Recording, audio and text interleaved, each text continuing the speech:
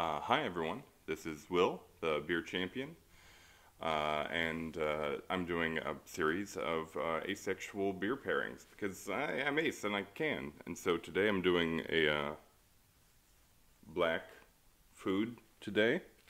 A lot of weird black foods out there and doing some research, but today I decided to go with black licorice from Red Vines.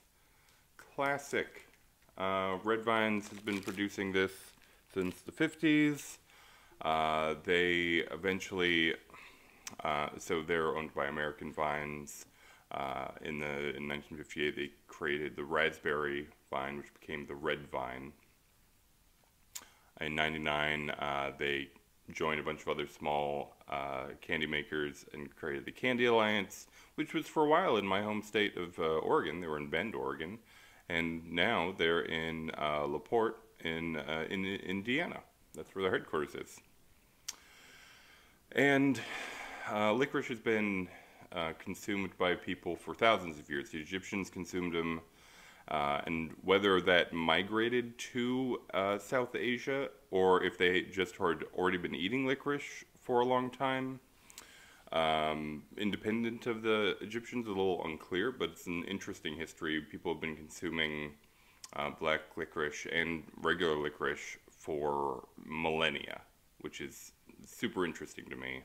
I sort of got introduced to that kind of flavor profile with horehound candy, which can take a lot of different forms. It was introduced by my favorite teacher of all time, Mr. Eberly, fourth grade teacher.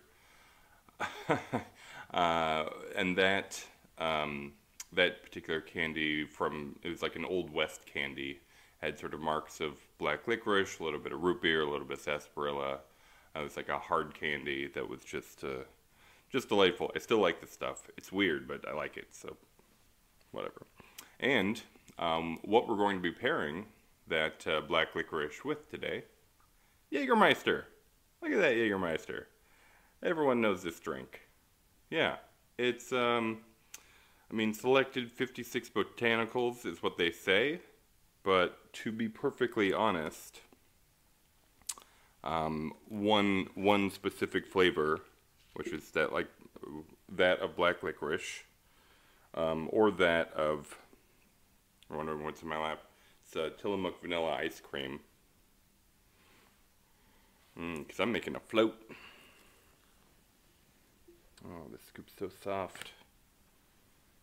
So delicious. It's been getting a little float today.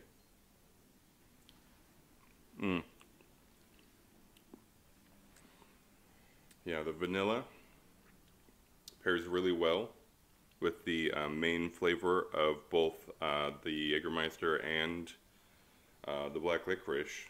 And that flavor comes from anise. I mean, they say so many flavors and so many different components, but to be honest, the main flavor you get is black licorice. Things like anise and fennel, that's what make that up. The vanilla cream helps sort of balance out what a lot of people consider to be bitter or astringent. It's not really. It's just sort of like your average sambuca from Greece.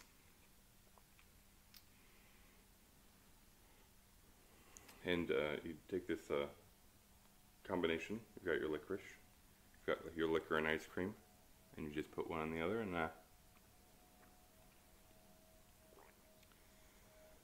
oh, that's delicious.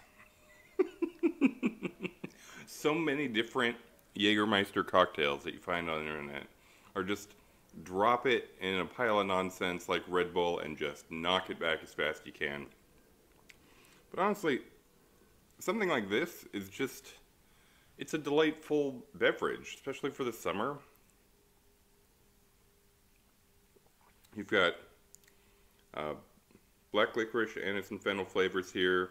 You've got black licorice and literal black licorice as your straw.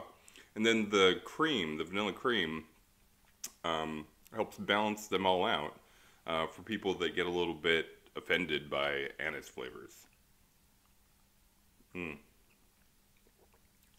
Thousands of years of history in a glass. Mix, mix, mix, mix, mix, mix, mix. Say black licorice was, invented in Pontefract, England, in a monastery in the 16th century. But honestly, we've been eating this stuff for years. Jägermeister is considered an aperitif, which means it helps settle the stomach. We've been using things like horehound and black licorice and anise to help settle stomachs. If you want a good hangover cure, you could do far worse than drinking Jägermeister and vanilla ice cream out of a black licorice straw.